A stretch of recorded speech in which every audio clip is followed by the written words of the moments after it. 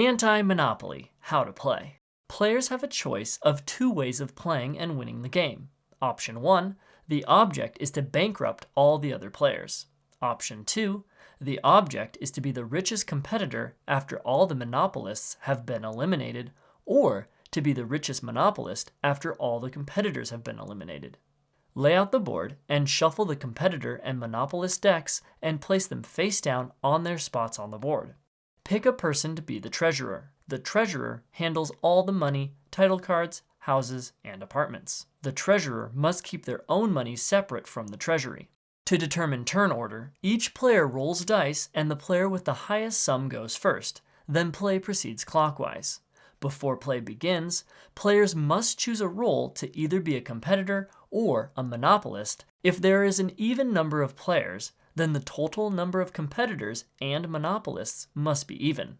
If there is an odd number of players, then the total number of competitors and monopolists must not differ by more than one.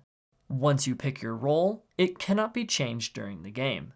Give each player 2 500s and 50s, 3 100s, 7 10s, and 5 5s and 1s. In turn order, each player picks a colored token. Blue if you are a monopolist, and green if you are a competitor. Place the tokens on start and the game begins. On your turn, roll both dice and move your token exactly that many spaces clockwise around the board. If you roll doubles, you take one extra turn. If you roll doubles on your extra turn, then you do not take another turn. When you land on an unowned street, transportation company, or utility, you may purchase it from the treasury as indicated by the price on the space. If you do not wish to buy it, then nothing happens and it stays with the treasury. If you land on a space that another player owns, then you pay them the amount listed on the card based on their role and the number of buildings that space has, if any. All other types of payment go to the treasury. You may only build buildings on your turn. Competitors can build on any single property they own, while monopolists must wait until they have at least 2 properties in the same color before they can build buildings. If a monopolist owns 2 out of 3 properties for a city, and another player owns the third one, then they may only charge the no houses price. Competitors may build like normal on any single property in a city when a monopolist owns the other 2. To build, on your turn, pay the treasury the price indicated on the card, then take an unused building from the treasury and place it on the space. Competitors place buildings on the name of the city, while monopolists place their buildings on the M. Once a competitor has 4 houses, they may build an apartment by removing the 4 houses and buying an apartment. Monopolists, on the other hand, only need to build 3 houses before they can get an apartment. You do not have to build evenly across streets, but once you build a building, you may not move it to another street. There is no limit to the number of buildings, so if the treasury runs out of buildings to use other objects like paper to represent more. If you need money, you can sell houses back to the treasury for half their initial cost. You can also mortgage title cards to receive half their value from the treasury by flipping the title card over.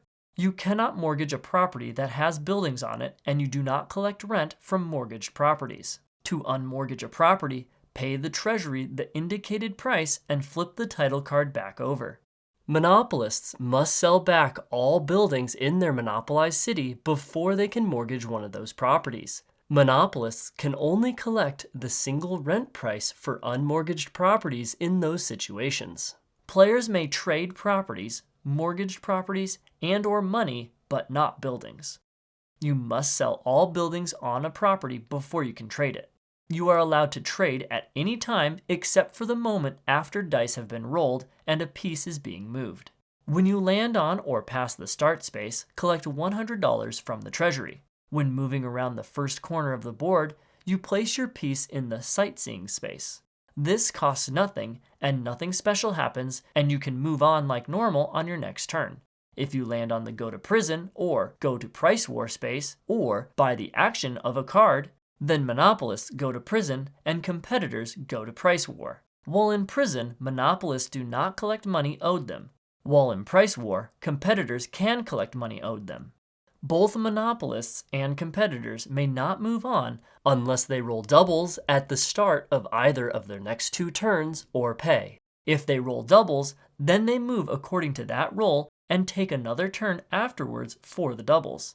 If they fail to roll doubles by the end of their second turn, or choose to do so on an earlier turn, then they may pay $50 at the start of their turn and roll and move like normal.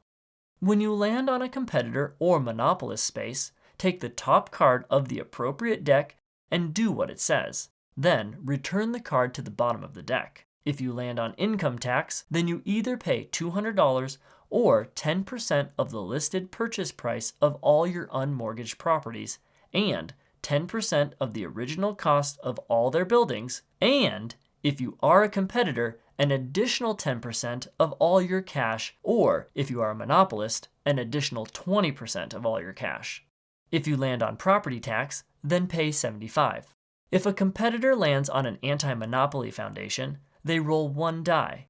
If they roll a 1, they collect $25 from the treasury. If they roll a 2, they collect $50. Any other number collects 0. If a monopolist lands on this space, then they must pay the treasury $160. You are not allowed to lend or give money to other players, or create discounts or special deals to help them out. If you don't have enough funds to pay a debt, even after selling all your buildings and mortgaging everything, then you are bankrupt.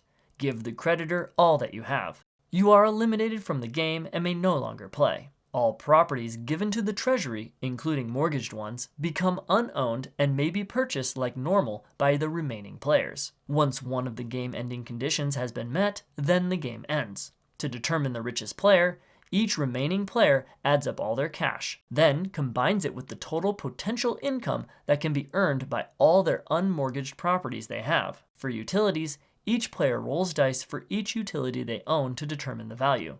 Then the richest player wins.